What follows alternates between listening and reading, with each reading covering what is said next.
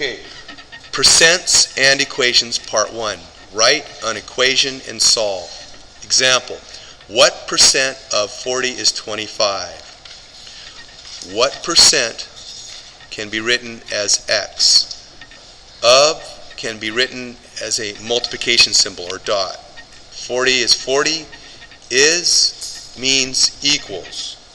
25 just comes down. So I rewrite this as 40x equals 25. We like to put the number in front of the variable.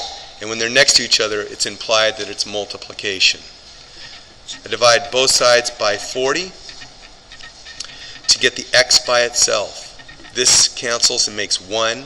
So x equals 25 over 40. This can be reduced to 5 over 8.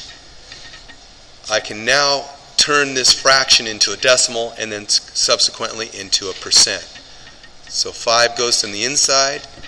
The 8 or denominator goes on the outside. 8 does not go into 5, so I put 0. I add a decimal. 8 times 6 equals 48. I subtract. I have 2 left over. I bring down the 2. 2 times 8 is 16. I subtract. I have 4 left over. I add a 0. 8 times 5 equals 40.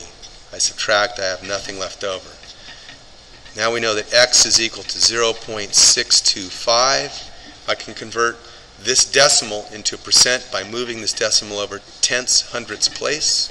So x equals 62.5%. What percent of 40 is 25?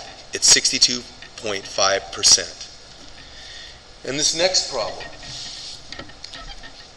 85% of z is 106,250. What is z? 85% is the same as 85 out of 100. Percent means out of 100. So this could be rewritten as 85 out of 100, which is 0.85. Move the decimal over 2 places or do the division and you get 0.85. Of, in math, means multiply. Z comes down.